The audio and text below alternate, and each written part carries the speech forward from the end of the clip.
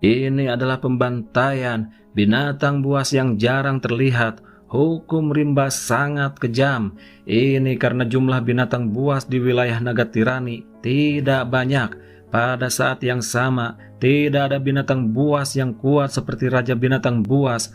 Jika tidak, pertempuran antar binatang buas akan menjadi lebih putus asa dan kejam. Darah berceceran di mana-mana. Bangkai binatang buas di depan mereka tampak mengerikan. Sepertinya mereka saling membunuh karena sebuah gua kuno. Sebagian besar binatang buas mati di depan pintu masuk gua. Awalnya, tempat ini tampak seperti gua kuno yang tertutup rapat. Setelah bertahun-tahun, batu-batu besar yang menghalangi pintu masuk gua perlahan retak. Hari ini, gua kuno itu akhirnya kembali terlihat dan menarik perhatian binatang buas untuk saling membunuh. Pemenang terakhir adalah serigala dewa. Bulunya yang biru berkilauan dengan cahaya yang berkilau. Energi aneh mengalir di tubuhnya, seolah-olah diukir dari batu suci berwarna biru. Panjangnya lebih dari 3 meter dan tingginya sekitar 1,6 hingga 1,7 meter. Dibandingkan dengan binatang buas lainnya, ia sangat kecil. Namun, ia memancarkan semacam keganasan yang mengintimidasi. Ia mengeluarkan aura mengerikan yang pahit. Hal yang paling mistis adalah ia memiliki sepasang sayap berwarna biru. Sepasang sayap serigala itu mencapai panjang 5 hingga 6 meter jika dibentangkan. Cahaya biru yang mengalir pada sayapnya bahkan bisa lebih indah daripada bagian tubuhnya yang lain. Selain itu, serigala ini sebenarnya memiliki 3 mata. Mata ketiga seterang sapir, tetapi memancarkan cahaya jahat. Melihatnya akan langsung membuat orang merasa sangat berbahaya. Mampu bertahan hidup dari pembantaian begitu banyak binatang buas, itu sudah cukup untuk membuktikan keganasan dan teror serigala dewa. Ia telah menyingkirkan batu-batu yang menghalangi pintu masuk gua. Tepat saat ia hendak berjalan ke gua kuno itu, ia tampaknya merasakan sesuatu pada saat itu juga. Ia melihat ke arah tempat Xiao Chen bersembunyi. Sepasang mata yang kejam berkedip-kedip dengan cahaya berdarah, dan mata vertikal di dahinya berdenyut dengan cahaya biru. Aura mengerikan merasuki udara. Xiao Chen diselimuti oleh bahaya. Namun, ketika serigala dewa itu menoleh, Xiao Chen melihat luka mengerikan di sisi kiri lehernya. Jelaslah bahwa ia telah menderita cedera serius selama pertempuran. Luka berdarah besar robek dari sisi leher hingga perutnya. Salah satu sayap birunya terkulai hampir putus. Tulang-tulang putih yang mengerikan di perutnya terekspos dan darah biru yang aneh mengalir ke seluruh tanah. Aduh, serigala mistis itu menghadap ke atas dan melolong. Setelah itu, ia berubah menjadi seberkas cahaya biru dan menyerbu ke arah Xiao Chen. Ia membawa aura berdarah yang pahit. Namun, saat ia melompat dan mendarat di tanah, tubuhnya bergetar dan hampir terjatuh ke tanah. Xiao Chen tenang. Serigala dewa ini hanyalah anak panah di ujung penerbangannya. Ketika serigala ganas itu membuka mulutnya yang berdarah dan menerkamnya, Xiao Chen meninggalkan bayangan. Setelah menghindar, dia mengayunkan kaki kanannya dan dengan kejam menghantam tulang putih serigala dewa yang terbuka. Serigala dewa benar-benar sangat ganas. Tubuhnya hanya bergoyang beberapa kali. Ia bahkan tidak mundur selangkah pun, apalagi jatuh ke tanah. Tendangan Xiao Chen yang cukup kuat untuk membelah batu ternyata tidak berhasil mematahkan tulang serigala ilahi. Orang bisa membayangkan betapa kerasnya tulang serigala ilahi. Melolong, serigala bermata 3 itu melolong sedih, dan rasa sakit yang tajam membangkitkan semua keganasannya. Bulu biru di tubuhnya berdiri tegak dan mengeluarkan cahaya biru suram. Cahaya suram yang cemerlang itu berkedip-kedip tanpa henti. Ia menerkam ke arah Xiao Chen lagi. Kali ini kecepatannya sangat cepat. Ia bergerak seperti seberkas cahaya biru. Akan tetapi tampaknya ia telah kehilangan seluruh kekuatannya di udara dan tiba-tiba terjatuh.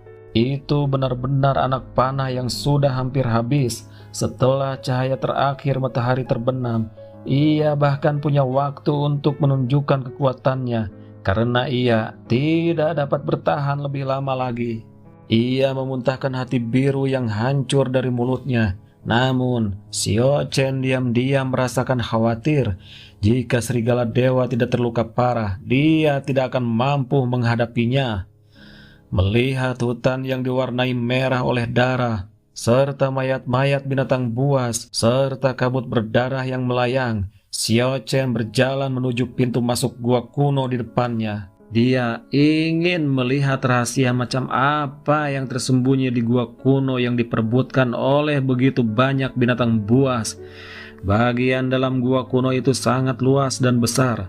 Jika pintu masuk yang tertutup rapat itu dibuka sepenuhnya, maka monster besar seperti naga tiran bercakar 8 kemungkinan besar akan bisa merangkak masuk. Tiba-tiba, ekspresi Xiao Chen membeku dengan bantuan cahaya redup dari pintu masuk gua. Dia bisa melihat bahwa benar-benar ada monster besar yang merangkak di kedalaman gua kuno. Setelah melihat dengan seksama, ia menyadari bahwa ada kerangka putih besar di depannya. Untungnya itu bukan makhluk hidup. Xiao Chen melangkah maju. Kerangka raksasa itu seperti gunung tulang. Ini pasti kerangka naga yang ganas. Kalau tidak akan ada monster sebesar itu. Kerangka lengkapnya sekitar 40 hingga 50 meter panjangnya. Tampaknya sangat mirip dengan naga pedang yang tercatat dalam buku-buku kuno. Itu adalah spesies naga yang ganas. Cahaya redup samar-samar terlihat di kedalaman gua kuno. Setelah Xiao Chen masuk, dia menemukan bahwa itu sebenarnya adalah kristal naga. Kristal itu sebesar kepala manusia. Bahkan gua kuno yang suram pun tidak dapat menyembunyikan cahayanya. Xiao Chen sangat terkejut dibandingkan dengan kristal biasa. Kristal ini benar-benar terlalu besar. Kristal naga itu berkilau dan tembus cahaya. Semakin dekat dia berjalan ke cahaya, semakin terang jadinya. Cahayanya secemerlang cahaya ilahi. Tidak diragukan lagi, ini adalah harta karun terbaik. Alasan mengapa begitu banyak binatang buas saling membunuh tidak diragukan lagi, karena kristal naga ini. Ini adalah makam naga buas. Xiao Chen segera keluar dari gua naga. Dia ingin meninggalkan tempat ini secepat mungkin sambil berjalan di hutan yang diwarnai merah oleh darah binatang buas. Xiao Chen dengan mudah mengambil lebih dari 10 batu kristal dari mayat binatang buas yang terkoyak. Setelah itu dia terbang menjauh. Binatang-binatang buas biasa tidak memiliki batu kristal di tubuhnya. Hanya binatang buas yang memilikinya. Lebih dari 10 mayat binatang buas pasti memiliki lebih dari 10 batu kristal. Namun Xiao Chen tidak punya waktu untuk mengumpulkannya. Kristal naga itu didambakan oleh begitu banyak binatang buas. Jika ditemukan oleh binatang buas di hutan, itu mungkin akan menyebabkan pembantaian tragis lainnya. Xiao Chen membungkus kristal naga yang cemerlang itu dengan pakaiannya dan segera kembali ke tebing berbatu tempat dia tinggal sementara. Setelah lebih dari 1 jam, serangkaian suara gemuruh terdengar lagi dari daerah itu. Lebih jauh, Xiao Chen melihat beberapa binatang buas terbang di tebing berbatu. Mereka bergegas menuju hutan yang dipenuhi bau darah. Ada serigala dewa di antara mereka. Tubuh serigala itu panjangnya sekitar 5 hingga 6 meter, tingginya hampir 3 meter. Cahaya biru berkelap-kelip di sekujur tubuhnya. Sepasang sayap biru terbentang. Lebar sayapnya 12 hingga 13 meter. Angin kencang bertiup kencang. Ada juga mata vertikal biru di tengah dahinya. Bahkan lebih dingin dari serigala dewa yang menyerang Xiao Chen hingga berlipat ganda. Serangkaian lolongan serigala yang mengerikan terdengar dari bagian langit itu. Gelombang suara yang besar melonjak di langit yang luas seperti guntur yang teredam. Mungkin itu adalah pemimpin binatang buas di salah satu wilayah hutan. Binatang buas yang mati menjadi santapan bagi mereka yang datang kemudian. Hanya ketika langit berubah gelap, tempat itu berangsur-angsur kembali tenang. Namun, masih banyak tulang binatang buas. Ketika semuanya tenang, Xiao Chen menggunakan batu besar untuk menyegel dirinya di gua tebing. Dia memegang kristal naga besar yang berkilau dan tembus pandang itu di tangannya dan mulai mengoperasikan teknik rahasia. Dia menggunakan teknik pelatihan Qi yang dianugerahkan oleh surga untuk menyerap esensi naga murni di dalam kristal naga. Jika orang luar melihat pemandangan di depan mata mereka, mereka pasti akan tercengang. Kristal naga besar itu benar-benar perlu dipegang dengan kedua tangan. Cahaya ilahi itu cemerlang. Cahaya warna-warni terpantul di gua dengan cahaya yang menyilaukan. Cahaya ilahi itu tampaknya memiliki kehidupan tersendiri saat ia mengalir deras ke dalam tubuh Xiao Chen tanpa henti, dan kristal naga yang besar itu perlahan menyusut. Ini adalah momen panen yang mengasihkan. Esensi naga yang murni dan tak terbatas mengalir ke dalam tubuh Xiao Chen dalam aliran yang tak berujung. Cahaya cemerlang itu beredar di gua seperti riak air.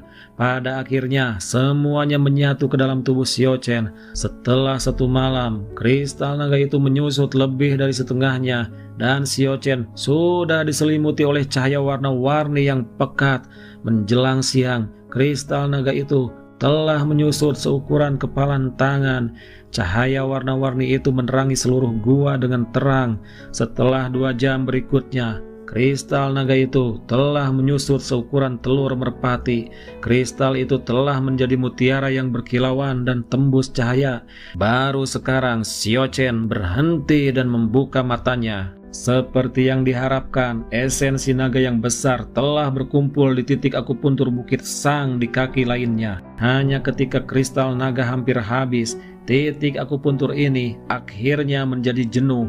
Setitik cahaya yang cemerlang muncul. Titik cahaya dan titik akupuntur menyatu dengan sempurna. Titik cahaya itu adalah titik akupuntur, dan titik akupuntur itu adalah titik cahaya, seolah-olah telah dilahirkan sepenuhnya. Dibandingkan dengan titik akupuntur lainnya, titik akupuntur itu seperti lampu terang di malam yang gelap. Telur naga langka telah meramal titik akupuntur Bukit Sang di kaki kiri Xiao Chen. Kristal naga langka telah meramal titik akupuntur Bukit Sang di kaki kanannya. Dia sangat merasakan bahwa teknik pelatihan Qi-nya sangat misterius. Energi yang sangat besar itu benar-benar menyatu sepenuhnya menjadi 2 titik akupuntur. Ada 365 titik akupuntur utama di dalam tubuh manusia. Jika setiap titik akupuntur utama dipadatkan menjadi setitik cahaya, dan ke-365 titik akupuntur utama tersebut dilahirkan, transformasi macam apa yang akan terjadi? Xiao Chen menantikan hari itu.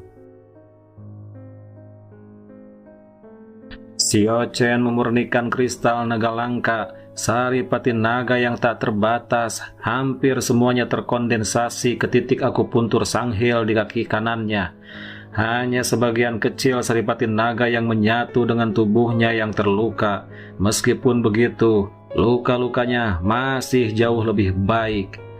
Zhao Lin tidak muncul selama 3 hari terakhir, tetapi dia pasti tidak akan melepaskan kesempatan untuk membunuh Xiao Chen. Meskipun dia dan Xiao Chen sedang bersaing untuk mendapatkan waktu, petir itu bisa menyambar kapan saja. Xiao Chen sangat membutuhkan waktu untuk memulihkan tubuhnya yang terluka. Dia telah memulihkan diri di hutan perawan selama beberapa hari terakhir. Pulau ini benar-benar sangat misterius. Xiao Chen menemukan jejak banyak monster besar di wilayah luar wilayah naga tirani. Banyak dari mereka adalah binatang purba, misalnya macan tutul dewa yang dapat mencabik gajah besar, buaya purba sepanjang 20 meter, kelabang emas setebal mangkuk, Dia bahkan mendengar auman naga yang dipancarkan dari kedalaman pulau. Tentu saja itu bukan naga tirani bercakar 8 atau naga tirani kuno. Itu adalah naga yang tidak dikenal. Energi spiritual dari tanaman mengalir seperti tetesan. Cahaya hijau berkedip tanpa henti di hutan pegunungan. Energi spiritual di sekitar Siochen padat. Untaian energi spiritual murni mengalir ke dalam tubuhnya. Tubuhnya yang terluka terus-menerus diberi nutrisi oleh cahaya hijau lembut. 2 hari setelah berlalu, kondisi tubuh Siochen jauh lebih baik daripada sebelumnya. Dia memutuskan untuk mengamati apa yang sedang dilakukan Zhao Lin-er. Tidak mungkin baginya untuk mengubah niat awalnya untuk membunuhnya. Apa yang akan terjadi selanjutnya mungkin merupakan pukulan yang fatal. Sangat penting untuk menyelidikinya. Siochen mengambil jalan memutar di sekitar area tempat naga tirani sering berkeliaran. Ia melewati hutan purba yang lebat dan menghindari semua jenis binatang buas. Akhirnya ia kembali ke tepi pulau dan tiba di sekitaran rumah bambu yang ia bangun. Danau yang seperti sapir itu sangat jernih. Langit biru dan awan putih terpantul jelas di sana. Lingkungan sekitarnya ditutupi dengan wisteria, bunga-bunga berwarna-warni bermekaran penuh, dan aroma bunga yang menyegarkan memenuhi seluruh hutan. Rumah bambu itu berwarna hijau tua, dihiasi dengan beberapa tanaman merambat dan bunga-bunga segar. Selendang sutra tergantung di rotan di depan rumah bambu itu, bergoyang mengikuti angin. Rumah bambu yang dibangun Siochen telah menjadi tempat tinggal Zhao Lin-er. Ini benar-benar merupakan rampasan perang, bukan hanya dalam nama, tetapi juga dalam kenyataan. Namun Siochen tidak melihat sosok Zhao Lin-er. Dia berputar mengelilingi area itu dan mulai mencari. Tiba-tiba pupil matanya mengecil. Di kedalaman hutan 100 meter dari tepi danau, sebenarnya ada 5 rumah bambu yang baru dibangun. Terlebih lagi, ia melihat sosok yang tidak dikenalnya. Dia adalah seorang pemuda yang jangkung berusia 20 tahun. Dia memiliki rambut coklat panjang dan kulit yang sangat cerah. Namun tatapan matanya agak sinis, sehingga sulit bagi orang lain untuk memiliki kesan ramah terhadapnya. Siapa ini? Siochen berdiri diam di hutan lebat, memperhatikan pria berambut coklat itu. Tak lama kemudian, sejumlah besar burung laut terbang dari hutan ke arah laut. 2 sosok melewati hutan dan berjalan cepat. Mereka adalah seorang pria dan seorang wanita berusia 20-an. Rambut mereka berwarna coklat muda, dan dilihat dari pakaian mereka, mereka tampak seperti pelayan pria di depan rumah bambu itu. Keduanya membungkuk kepada pria berambut coklat itu. Pemuda berambut coklat itu melambaikan tangannya, memberi isyarat agar mereka tidak perlu lagi basa-basi. Lalu dia berkata, "Masih belum ada tanda-tanda mereka." "Baik, tuanku." Tidak ada satupun kapal yang terlihat di laut. Pemuda berambut coklat itu mengerenyitkan alisnya sedikit dan berkata, "Laut Tabu jarang sekali sedamai ini. Tidak ada kekuatan misterius yang menghalangi mereka. Seharusnya tidak ada terlalu banyak bahaya. Mengapa mereka belum datang juga? Mungkinkah mereka bertemu dengan naga jahat itu?" Tak lama kemudian, dia menoleh untuk melihat rumah bambu di arah danau. Setelah terdiam beberapa saat, dia berkata pada dirinya sendiri, kecantikannya luar biasa. Bahkan unicorn pun mengikutinya. Dia secantik bidadari. Pelayan laki-laki di sampingnya berkata, "Jika tuanku menyukainya, mengapa tidak?" Lelaki berambut coklat itu mendengus dingin. Dia memotong ucapannya dan berkata, "Lebih baik kau jangan mengucapkan kata-kata seperti itu. Tunggu orang-orang kita datang. Kita akan membantunya menyingkirkan musuh jahat itu terlebih dahulu. Aku punya rencana sendiri. Di hutan lebat, Xiao Chen dengan tenang mundur. Zhao Lin ketika Xiao Chen memanggil nama ini, matanya memancarkan dua sinar cahaya. Pihak lain berjalan bersama dengan orang-orang dari dunia abadi dan bersumpah untuk membunuhnya. Sekarang ada musuh yang sangat kuat. Dia tidak bisa menahan diri untuk tidak menghela napas. Kecantikan adalah senjata yang paling ampuh. Kecantikan Zhao Lin benar-benar membuat pria berambut coklat ini bertekad untuk membantunya. Dia kini punya dua pilihan, satu adalah segera melarikan diri ke kedalaman pulau, dan yang lainnya adalah menunggu kesempatan untuk melakukan gerakan pertama. Dia adalah orang yang tegas. Setelah berpikir sejenak, dia memutuskan untuk mengambil langkah pertama.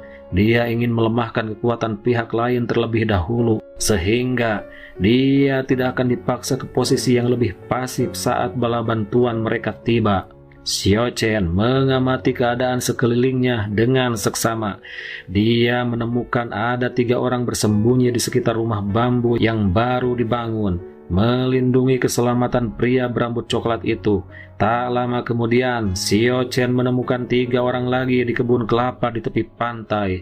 Dilihat dari pakaian mereka, mereka pastilah pelayan pria berambut coklat itu.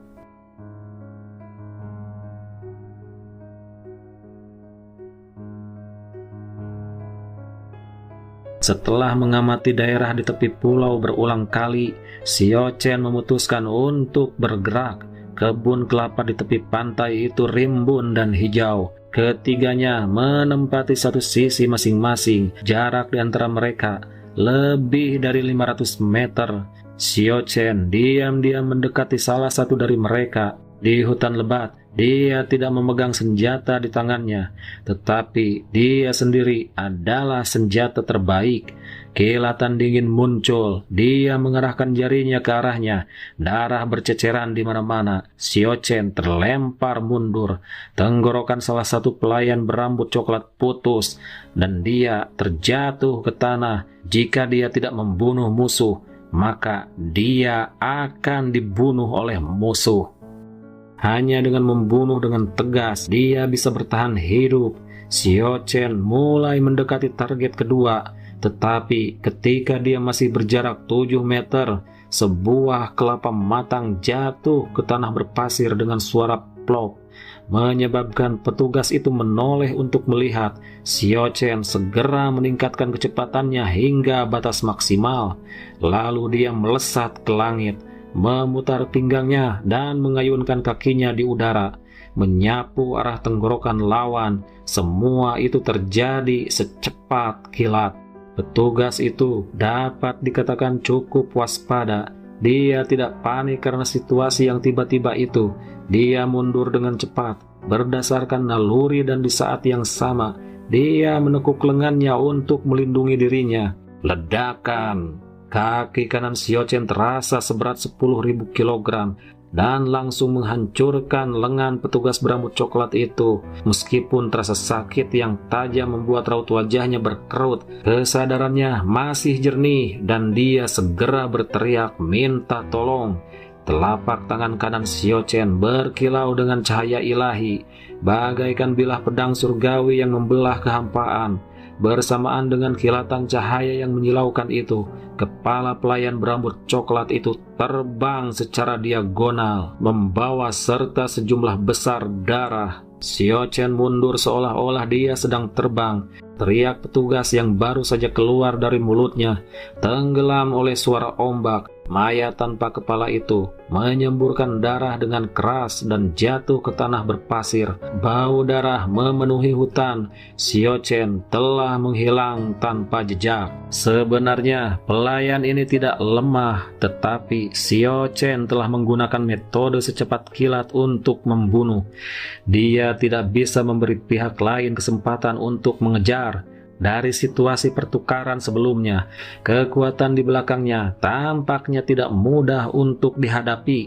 Xiao Chen tidak ragu-ragu, dia terbang menuju orang ketiga yang berjarak 500 meter. Setelah dia mendekat, dia mengintai dan maju. Akhirnya dia melancarkan serangan tanpa ampun. Kali ini semuanya berjalan lancar. Dia membunuh dengan satu pukulan. Laut Hijau giok bergejolak hebat. Ombak bergulung-gulung satu demi satu, seolah-olah tidak terjadi apa-apa di kebun kelapa itu. Xiao Chen menelusuri kembali langkahnya dan tiba di sekitar rumah bambu hijau giok. Namun dia masih tidak menemukan jejak Zhuo Ling'er. Dia tidak tahu di mana dia sekarang.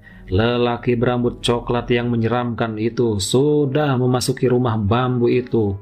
2 orang pengawal, 1 laki-laki dan 1 perempuan, sudah menunggu di pintu. Selain itu, ada 3 orang lagi yang bersembunyi di hutan, menjaga keamanan tempat ini. Xiao Chen tidak terburu-buru untuk bergerak. Sebaliknya, dia diam-diam menunggu kesempatan. Benar saja, tak lama kemudian ia menemukan kesempatan yang tepat. Kedua pelayan, 1 laki-laki dan 1 perempuan, diperintahkan pergi ke tepi pantai untuk menyelidiki. Xiao Chen mengejar mereka dengan santai. Baru setelah dia jauh dari rumah bambu itu, dia menambahkan kecepatannya untuk mengejar mereka berdua. Setelah memasuki kebun kelapa, Xiao Chen melancarkan gerakannya. 2 tombak bambu tajam itu bagaikan 2 baut petir hijau yang menyerang punggung kedua pelayan itu. Namun, kedua orang ini jelas bukan ahli yang lemah. Keterampilan itu luar biasa dan reaksinya cepat. Dia benar-benar menghindari tendangan menyapu dan dengan cepat mundur. Pada saat yang sama, sebuah gulungan muncul di tangannya. Xiao Chen merasa bahwa ia harus mampu menahannya secara langsung. Namun, hal itu tidak mungkin dilakukannya. Dia meninggalkan beberapa bayangan di hutan dan dengan cepat menghindar. Gulungan itu meledak. Di dalam cahaya yang cemerlang itu, seekor ular bertanduk sepanjang 3 meter muncul. Ular itu seperti tombak yang sangat tajam, menusuk ke arah perut Xiao Chen. Ada juga banyak tombak es yang mengelilingi ular ganas itu, menusuk ke arah Xiao Chen bersama-sama. Xiao Chen sedikit tercengang. Dia sudah bisa merasakan bahwa ular bertanduk itu adalah produk energi. Ular itu mengandung kekuatan yang mengerikan, dan tombak-tombak es itu memang nyata, bukan ilusi.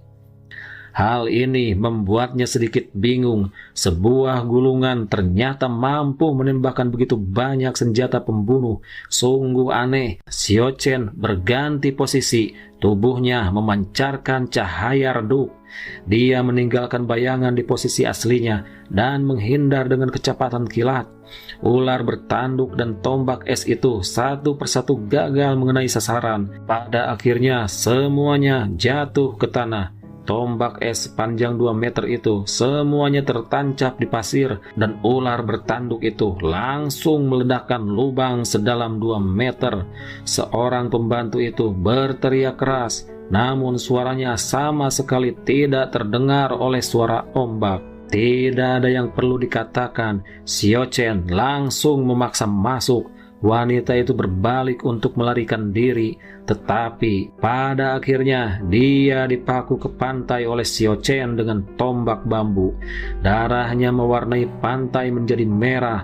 Meskipun sedikit kejam, kenyataan yang kejam memang seperti ini.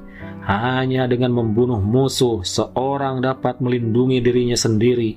Semuanya demi bertahan hidup. Mereka tidak ragu untuk menjadi iblis. Xiao Chen tidak berhenti sejenak. Dia bergegas menuju arah rumah bambu pria berambut coklat itu. Di dalam rumah bambu, dia bergegas menuju ke rumah bambu. Pria berambut coklat itu masih berada di dalam rumah bambu, dan ada 3 orang bersembunyi di sekitarnya untuk melindunginya.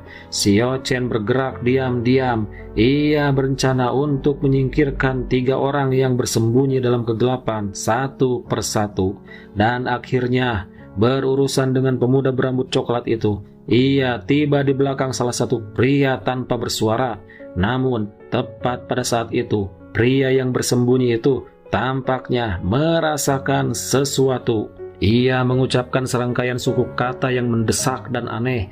Pedang yang menyala muncul di tangan kanannya, dan ia cepat menebas ke belakangnya. Adegan itu sedikit aneh. Pedang panjang itu sepenuhnya terkondensasi oleh api. Api yang berkobar itu sangat panas, tetapi tidak mampu membakar telapak tangan yang memegang pedang itu. Jelas, 3 orang yang bersembunyi itu jauh lebih kuat daripada para pengawal itu. Kalau tidak, mustahil bagi mereka untuk bertindak sebagai pengawal. Pria ini memegang pedang api dan bertukar 2 pukulan dengan Xiao Chen, tetapi dia tidak jatuh ke posisi yang tidak menguntungkan. Xiao Chen menghela napas dan mundur secepat kilat. Meskipun ia bisa membunuh pihak lain, mustahil untuk membunuhnya dalam satu serangan. Dia tidak punya banyak waktu. 2 orang lainnya sudah bergegas. Pada saat yang sama, pria berambut coklat di rumah bambu itu juga mendorong pintu hingga terbuka dan keluar. Xiao Chen tidak ingin bertarung langsung dengan pihak lain. Dia tidak mampu terluka lagi. Kamu Xiao Chen itu kan? Aku tidak pergi untuk membunuhmu, tapi kau malah datang mengetuk pintu ke rumahku. Ada jalan menuju surga, namun Anda menolak mengambilnya, dan sebaliknya Anda mengetuk pintu neraka. Kalau bukan karena hutan pegunungan ini lebat sekali dan aku memerlukan tenaga yang cukup banyak untuk mencarimu, aku pasti sudah membunuhmu. Pria berambut coklat itu tersenyum sinis. Dia sangat tenang. Sepertinya Xiao Chen sudah ada dalam genggamannya. Xiao Chen tidak mengatakan apa-apa. Dia tidak tertarik untuk mengetahui siapa pihak lain itu. Karena serangan diam-diamnya gagal, dia dengan tegas mundur. Ketiga penjaga tersembunyi itu semuanya berusia sekitar 30 tahun. Kultivasi mereka memang tidak biasa. Mereka mengikuti di belakang Xiao Chen. Ledakan beberapa fluktuasi energi yang kuat tiba-tiba menyebar dari hutan. 8 gulungan terbentang dari atas 8 pohon besar.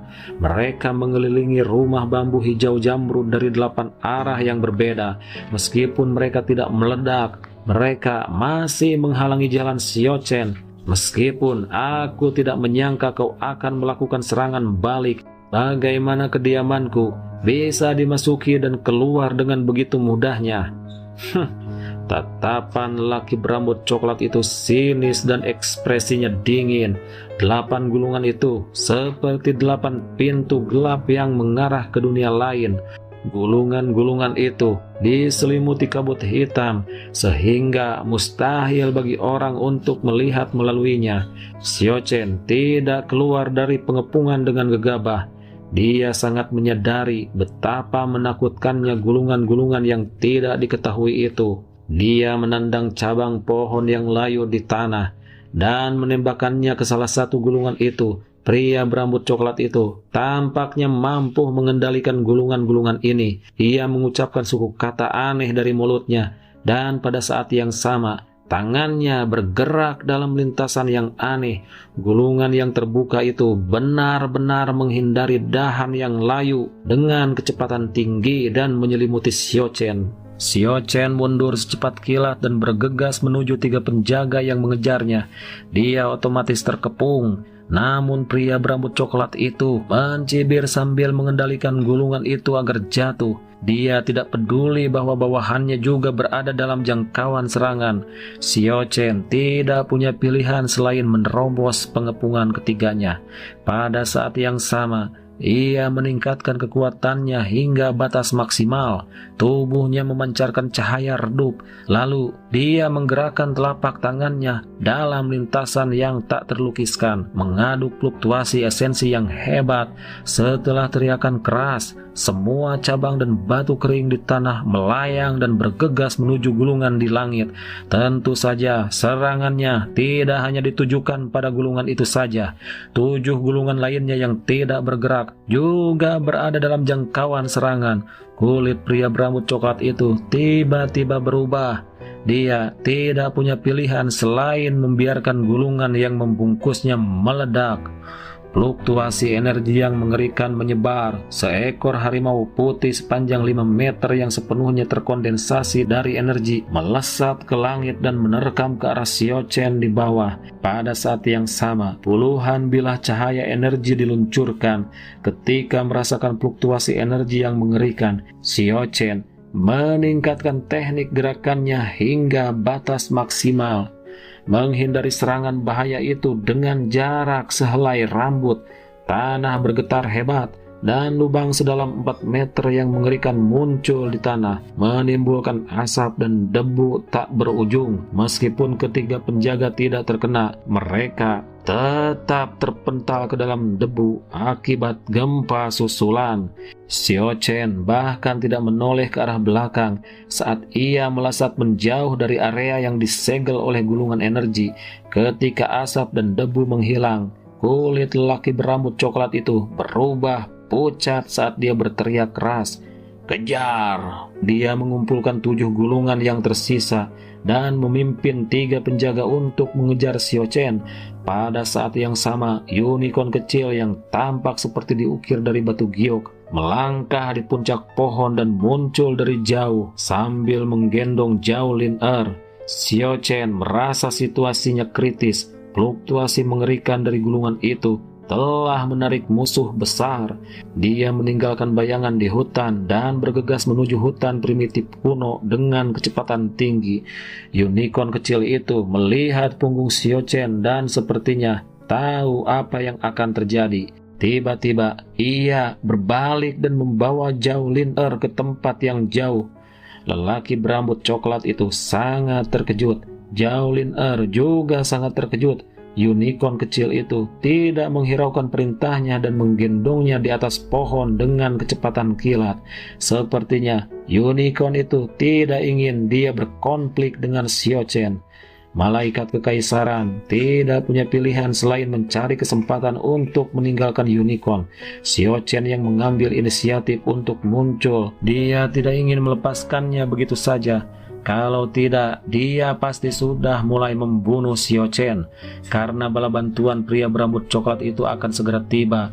Tak lama kemudian, Zhao Lin Er bertemu dengan pria berambut coklat itu. Namun hutan purba yang tak terbatas itu terlalu lebat. Setelah penundaan sebelumnya, Xiao Chen sudah kehilangan jejaknya. Pada saat itu, ekspresi menyeramkan pria berambut coklat itu menghilang. Dia tersenyum percaya diri dan berkata, "Yang mulia, Anda tidak perlu merasa menyesal. Dia hanya melarikan diri sementara. Bala bantuan kita akan tiba paling lambat besok. Jangan bicara tentang belasan kera raksasa yang melindunginya. Bahkan, jika jumlahnya beberapa kali lipat, kita tetap bisa memusnahkannya. Saudara Guluo, terima kasih atas bantuanmu." Malaikat kekaisaran Zhao Lin Er memiliki penampilan yang cantik, temperamennya luar biasa dan halus. Dia memiliki kecerdasan dan keagungan yang tak terlukiskan. Xiao Chen menyingkirkan musuh-musuh di belakangnya dan berputar mengelilingi habitat naga tirani. Dia memperlambat langkahnya di hutan pegunungan. Dia membunuh musuh dengan telak dan kemudian berhasil keluar dari pegunungan. Itu bisa dianggap sebagai serangan balik yang berhasil. Dengan adanya musuh yang kuat, situasi Xiao Chen menjadi semakin berbahaya. Dia tidak punya pilihan selain mempertimbangkan dengan serius bagaimana cara menghadapinya. Di malam hari, pria berambut coklat bernama Guluo berdiri di depan rumah bambu hijau giok. Ekspresinya sangat menyeramkan. 5 orang bawahannya terbunuh. Hal ini membuatnya sangat marah. Dia mengepalkan tangannya begitu erat hingga kuku-kuku jarinya memutih. Dulu dia ingin membunuh Xiao Chen karena Zhao Lin Er, namun sekarang itu demi dirinya sendiri. Dia tidak bisa membiarkan Xiao Chen terus hidup. Zhao Lin Er dan unicorn muda itu sedang berkomunikasi di tepi danau, namun tidak peduli seberapa banyak dia berjanji, selama dia memintanya untuk mencari Xiao Chen, unicorn muda itu akan segera menggelengkan kepalanya tanpa daya. Pada saat ini, Xiao Chen tengah maju menuju bagian dalam pulau. Dia tidak bisa tinggal di tepi wilayah Naga Tirani lagi. Jika dia terus tinggal di sana, apa yang menantinya besok mungkin adalah pengepungan yang mengerikan. Tentu saja, sebelum pergi, dia sengaja membuat pengalihan. Dia meninggalkan beberapa petunjuk yang mengarah ke beberapa tempat yang sangat berbahaya. Jika para pengejar bertemu dengan beberapa binatang buas pada akhirnya, maka dia akan mencapai tujuannya. Matahari terbenam, mewarnai langit menjadi merah. Awan merah menyala, yang menyala-nyala juga tampak mewarnai hutan pegunungan dengan lapisan cahaya merah redup.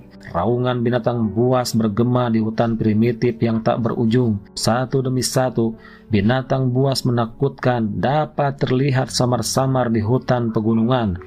Gemuruh, seekor gajah besar yang seluruh tubuhnya ditutupi sisik berwarna biru kehijauan, dan dua gadingnya yang seputih salju setajam pedang lebar. Matanya memancarkan cahaya yang mengancam saat mengejar beberapa ekor lembu liar yang tidak jauh dari Xiao Chen. Tak lama kemudian, terdengar auman banteng yang memilukan dari tidak jauh. Xiao Chen melihat melalui dahan-dahan dan dedaunan dan melihat bahwa gajah besar bersisik biru itu benar-benar melahap kerbau-kerbau itu. Pemandangan itu sangat berdarah. Dia tidak bisa menahan diri untuk tidak mendesah melihat banyaknya binatang aneh di pulau ini. Setelah dengan hati-hati menghindari semua jenis binatang buas yang mengerikan yang belum pernah dilihat atau didengar sebelumnya, Xiao Chen menuju sejauh 8 hingga 9 mil sebelum matahari terbenam sepenuhnya. Dia melangkah ke rawa yang suram dan lembab. Rawa ini sunyi senyap. Selain pohon-pohon tua yang tinggi, tidak ada satupun binatang yang terlihat. Bahkan tidak ada seekor burung pun yang terlihat. Kolam rawa semuanya sunyi senyap, seakan-akan ini adalah tanah kematian. Raungan binatang buas terdengar dari jauh, tetapi tempat ini sunyi senyap. Kontras antara keduanya membuat tempat ini semakin menyeramkan. Saat ini berjalan ke rawa, udara menjadi semakin lembab. Bau busuk khas rawa memasuki hidungnya. Xiao Chen mengerenyitkan alisnya. Bahkan mungkin dia tidak merasa bahwa tempat ini tidak biasa. Yin Qi sangat kuat. Ada aura padat yang samar-samar di sekitarnya. Setelah maju lebih dari 1 mil, selain hutan, dia tetap tidak bisa menemukan satu makhluk pun. Namun, ia melihat banyak rangka di rawa dan genangan air. Sebagian setengah tenggelam dalam lumpur, sebagian lagi terekspos di permukaan, tampak agak mengerikan di tengah hutan yang gelap. Ada berbagai macam kerangka di antara semuanya. Tidak ada kekurangan kerangka binatang. Ukurannya berkisar dari 1 atau 2 meter hingga lebih dari 10 meter. Selain itu, yang membuat Xiao Chen terkejut adalah dia juga melihat banyak kerangka manusia. Dilihat dari warna dan struktur tulang kerangka manusia tersebut, usianya paling tidak beberapa ratus tahun. Jejak terakhir matahari terbenam menghilang. Dunia menjadi gelap gulita. Rawa ini juga menjadi lebih menyeramkan. Pohon-pohon besar seperti batu nisan saat menjulang tinggi di rawa yang sunyi dan mematikan ini. Kacau! Suara tulang retak tiba-tiba bergema dalam keheningan. Itu membuat rawa yang mematikan ini menjadi sangat menakutkan. Xiao Chen tiba-tiba menoleh untuk melihat. Tetapi dia tidak menemukan apapun. Mungkin tulang-tulang yang layu itu kebetulan pecah berkeping-keping.